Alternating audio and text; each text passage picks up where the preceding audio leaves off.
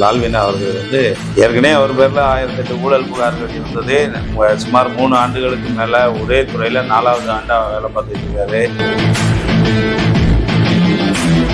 15 ஆண்டுகளாக இவங்களோட போராட்டமே அவங்களோட வேலையை அந்த பணியை உறுதிப்படுத்துறதுக்கே இவங்களோட போராட்டம் இருந்ததுன்னா இவங்க போய் எப்படி களத்துல வேலை பார்ப்பாங்க?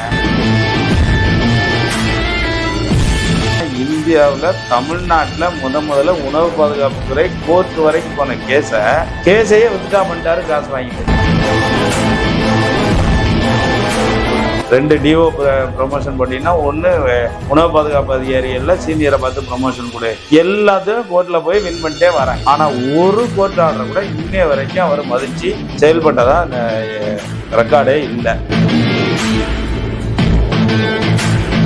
கவர்மெண்டே சொல்லக்கூடிய பொருட்கள்லாம் இருக்கு, இதெல்லாம் கவனம் செலுத்தல. இவங்க நிறைய அங்க போயிருவாங்க, இல்ல இந்த விளம்பர நியமன அதிகாரிகள் கொஞ்சம் பேர் இருக்காங்க. ஏற்கனவே ஒரு நியமன அதிகாரி ஊழல் வழக்கு இருந்தும் மறுபடி சில செல்வாக்குகளை பயன்படுத்தி பணியில இருக்காரு.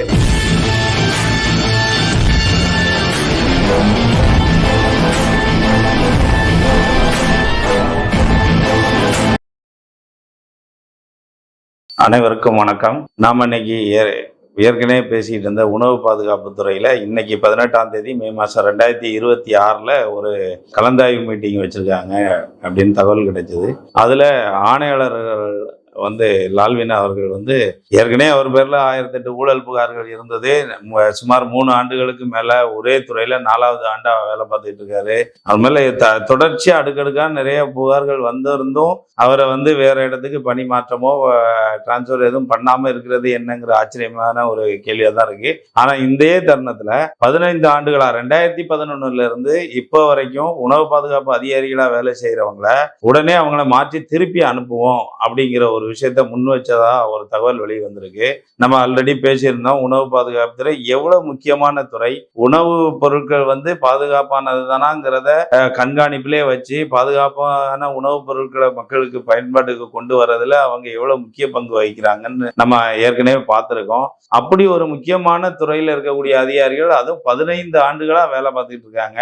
இவங்களோட பணி பாதுகாப்புக்கே பல்வேறு கட்ட ஆர்ப்பாட்டங்கள் பண்ணிட்டாங்க, போராட்டங்களை எடுத்துட்டாங்க. அவங்களோட பணி பாதுகாப்புக்காகவே இவ்வளவு விஷயங்கள் போராடிட்டு இருக்காங்க. அப்ப நம்ம 15 ஆண்டுகளாக இவங்களோட போராட்டமே அவங்களோட வேலையை அந்த பணியை உறுதிப்படுத்துறதுக்கே இவங்களோட போராட்டம் இருந்ததுன்னா இவங்க போய் எப்படி களத்துல வேலை பார்ப்பாங்க? போஸ்டிங் போட்டாச்சு, அவங்க பாடு அவங்க வேலையை பார்த்துட்டு இருக்காங்க. புதுசா வேலைக்கு புது நியமனமும் பண்ணியிருக்கோம். 19 பேருக்கு மேல கூட உணவு பாதுகாப்பு துறையில இப்ப எக்ஸாம் வச்சு புதுசா ஆள் எடுத்திருக்காங்க. அதுல கூட நல்ல ஊழல் முறைகேடுகள்லாம் நடந்திருக்கு. அது நம்ம ஐயா லால்வின் ஐயா இருக்கும்போது தான் நடந்தது. இந்த மாதிரியான ஊழல் புகார்லாம் அவர் மேல ஏற்கனவே இருக்கு.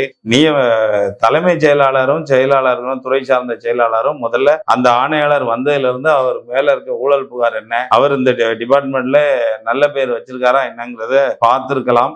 அது ஒரு பக்கம். ஆனா இப்போ உணவு பாதுகாப்பு அதிகாரிகள் திருப்பி அனுப்புவோம், 15 வருஷம் வேலை பார்த்து அவங்க பல்வேறு கட்ட உணவு பாதுகாப்பு துறையிலே ஏகப்பட்ட வழக்குகள் அவங்க கையாண்டுகிட்டு இருக்காங்க.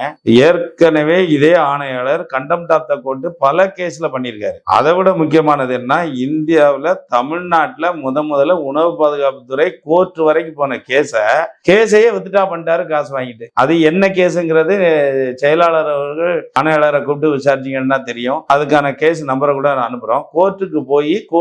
கோர்ட்ல போய் கேஸை வித்ட்ரா பண்ணிருக்காங்க. உணவு பாதுகாப்பு தரம் கம்மியா இருக்கு, மக்கள் சாப்பிடறதுக்கு உகந்த இல்லைன்னு சொன்ன ஒரு மிக பெரிய நிறுவனம், ஒரு ஸ்வீட் நிறுவனம், அவங்க மேல வழக்கு போட்டு அந்த வழக்கு கோர்ட்டுக்கு போயாச்சு. கோர்ட்டுக்கு போன வழக்க ஒரு நியமன அதிகாரியும் இதே ஆணையாளரும் சேர்ந்து கேஸையே காசை வாங்கிட்டு வித்ட்ரா பண்ணிட்டாங்க. அப்பேற்பட்ட பேரு போன ஒரு ஆணையாளர் இன்னைக்கு நியமன அதிகாரிகள் பேச்சை கேட்டுக்கிட்டு பண்றாரா இல்ல என்னங்கிறது தெரியல. இவரோட கண்டினியூவாவே என்ன நடக்கும்னா, ஒரு 4-5 நியமன அதிகாரிகள் இருக்காங்க, அவர்களுக்கு இவருக்கு நிறைய சப்போர்ட் எல்லாம் பண்ணுவாங்க. வேற மாதிரி சப்போர்ட், அதெல்லாம் நம்ம பர்சனல் விஷயங்கள் பேசக்கூடாதுன்னு நினைப்போம். ஆனா இந்த மாதிரி பொது நிர்வாகம் வரும்போது அவங்கள பத்தி பேச வேண்டிய ஒரு சூழ்நிலைக்கு வந்துருது. அவரு என்னென்ன பழக்கம் வச்சிருக்காருங்கிறது நீங்க விசாரிச்சே தெரிஞ்சுக்கோங்க.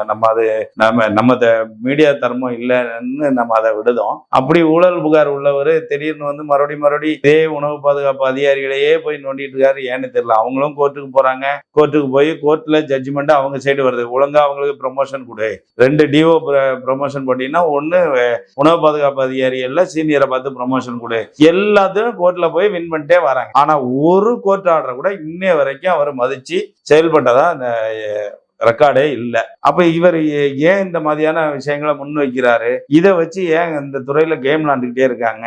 அந்த முக்கியமான நியமன அதிகாரிகள் எல்லாம் யாரு, எந்த அரசியல்வாதிக்கு சொந்தக்காரங்க அப்படிங்கறதெல்லாம் நீங்க விசாரிச்சாலே தெரிஞ்சிடும். நாங்க சொல்லி தெரிய வேண்டியதில்லை. அப்ப இப்போ முதல்ல புதிய அரசாங்கத்துக்கு எதிராக போராட்டத்தை கையில் எடுக்கக்கூடிய அளவுக்கு உணவு பாதுகாப்பு அதிகாரிகள் தள்ளப்பட்டிருக்காங்கன்னு தான் நம்ம சொல்லணும். இன்னைக்கு இந்த சம்பவம் நடந்த உடனே உணவு பாதுகாப்புத்துறை அதிகாரிகளோட சங்கங்கள் இருக்கு.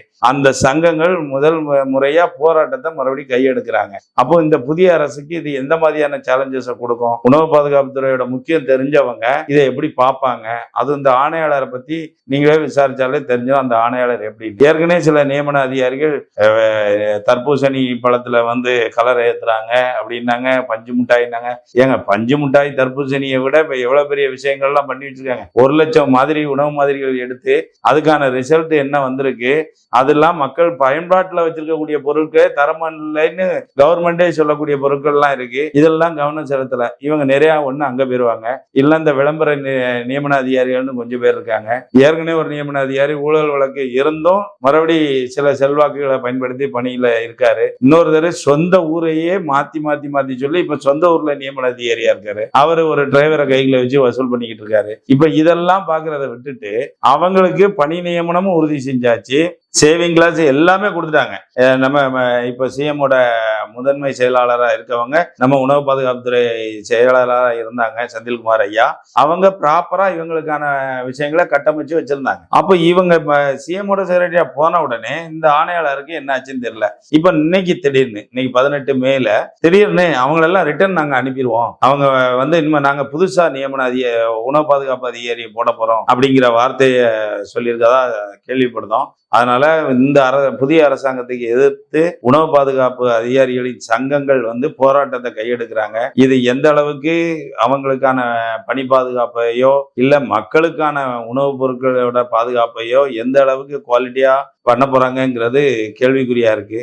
மதிப்புக்குரிய அமைச்சர் அவர்கள் உணவு பாதுகாப்பு துறையை ஒழுங்குபடுத்தி அதை ஒரு ஒழுக்கமான உங்களோட நேரடி பார்வையில் இருக்கக்கூடிய ஒரு துறையா கையில எடுத்து அதுல இருக்கக்கூடிய நீதிமன்ற மீறல்கள் கோர்ட் ஆர்டர்லாம் அவ்வளவு விஷயங்களை உபயோகம் பண்ணாமலே வச்சிருக்காங்க. 2019 இருந்து நீங்க எல்லாம் நியமன அதிகாரியே கிடையாது, நீங்க டாக்டரா போய் வேலை பாருங்கன்னு சொல்லியாச்சு. நியமன அதிகாரிகள் எல்லாம் புதுசா ஆர்டிஓ கேட்டர்ல போடுங்கன்னு சொல்லியாச்சு. 19 இருந்து இன்னை வரைக்கும் உபயோக பண்ணல. ஆனா இந்த மாதிரியான விஷயம் 15 வருஷமா வேலை பார்க்கவங்கள திருப்பி அனுப்பிடுவோம், புதுசா போடுவோங்கிறதெல்லாம் எந்த அளவுக்குன்னு தெரியல. இப்போ சங்கங்களும் கோர்ட்டை நாடுறதுக்கு தயாராகிட்டு இருக்கதாகவும் தகவல்கள் வெளில வந்திருக்கு. முதல்ல அவங்க போராட்டத்தை அறிவிக்க இந்த வாரத்துக்குள்ளே அவங்க நேரடியா அரசாங்கத்தோட கவனத்தை ஈர்க்கும் விதமான சில போராட்டங்களை முன்வைக்கிறதுக்கு தயாராகிட்டு இருக்காங்க. பார்ப்போம். உணவு பாதுகாப்பு துறை அதிகாரிகளோட நிலைமை இப்படிதான் இருக்கு. அமைச்சர்கள் நேரடி கண்காணிப்புக்கு உட்பட்டு ஒழுங்குபடுத்தணுங்கிறது மக்கள் செய்தியின் தாழ்மையான கருத்தா இருக்குது. நன்றி, வணக்கம்.